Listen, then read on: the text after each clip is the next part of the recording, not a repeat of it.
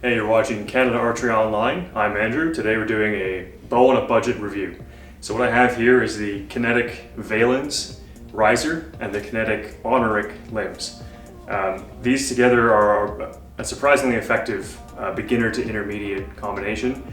The limbs in particular I think are really an amazing option for the price. They're a carbon foam limb. They're not super fast, so if you're intending to shoot long ranges outdoors, these wouldn't necessarily be the best choice, but again, for the money, hard to beat. They're very smooth feeling. They really don't feel like they're as heavy as some of the other beginner limbs feel when they're at the higher draw weights. And they're quite quiet, very smooth. Paired with this kinetic riser, they make a very pleasing combination to shoot. It really feels great in the hand, well balanced. The grip on this riser is nicely rounded, nicely finished, not too big or small. For me, it really feels great. And you get some amount of feedback, nothing like you get from a $1,000 riser, but you're not paying $1,000, so you get what you pay for. The riser itself has quite a lot of nice features for the price point. It has the standard bushings you'd expect, so it has a stabilizer bushing at the bottom limb and the top limb, and of course your main front stabilizer bushing, and even a bushing under the grip, which is not commonly seen in beginner bows. So this would allow you to add an extra damper with some weight in the back for extra vibration absorption or whatever you'd like to do with it there. And then of course it also has mounting bushings for your sight, your plunger, and your clicker.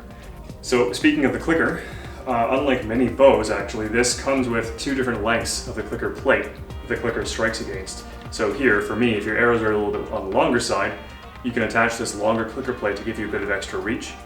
Or if your arrows aren't quite this long, there's a shorter plate that sticks out about half as far, and that allows you to not have an excessively long clicker plate if you don't need it, which is just a nice touch and really impressive for the price point. Another thing I really like about this riser and find quite impressive for the price point is the fit and finish and the way it looks. We'll show you a close-up here, but the riser itself has an interesting grooved, milled appearance, and so in the right light, it really catches the color and makes it pop. And speaking of the colors, this bow is available in black, blue, teal, red, green, purple, quite an assortment of colors, so anything you like you'll probably find in this bow. So another pretty nice thing in this bow is the way that the limbs attach to the riser. So it's a typical ILF dovetail, and so all you do is before stringing the bow, you just slide the limbs in and set them down basically, and they're in, which is pretty standard. But on this particular bow, I was impressed with the way that the fit and finish is. It's quite a smooth process. Sometimes in the beginner stuff, it could be a little bit tough getting the limbs in and out, or they might fit in a way that it's okay, but it just doesn't really inspire confidence. On this bow, it feels pretty premium. And as well, the way that the limbs are adjusted for alignment to pitch the limbs this way and make sure that your arrows are going straight down the middle of the bow is the same system you find on high-end premium bows. And it works great. There's really nothing to complain about there. So as far as my complaints for this riser, or really nitpicks, I only really have two, and they're very minor, and one's not even really a complaint. It's just kind of an oddity that I noticed. So that oddity is just the distance between the plunger and the sight. It seems to me that on this bow, that gap is quite large. That doesn't really matter, but all it means is your sight is going to be moved quite high up.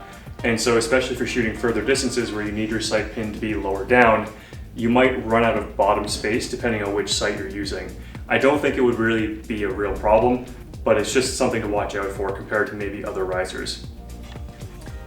The other single complaint that I have, and it's not a big deal at all, is that on the same note of bushings being high up, the clicker bushing is a little bit high up compared to where the arrow rest is, and so it leads to this thing where your clicker doesn't stick below the clicker plate unless your clicker is in quite an inward position. And that's not really a problem.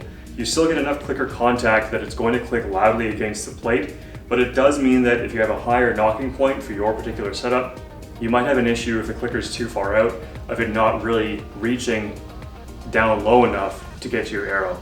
So that might be more of an issue. You might end up needing to shoot a lower knocking point or even cut your arrow shorter to make that work. And either of those is not ideal for shooting with a perfectly tuned arrow. On the flip side of that, with the clicker, the plate here does have a little groove to assist in loading the arrows in, so that's a really nice touch. And then I was really pleasantly surprised, almost shocked with how smooth these limbs feel. These are rated for 40 pounds, and at my draw length, I scaled them and got about 42 pounds, and really, before I scaled them, I was a little suspicious, to be honest, that they were maybe lighter than they were supposed to be. I didn't think I'd be pulling 42 pounds with these limbs. They're just that smooth.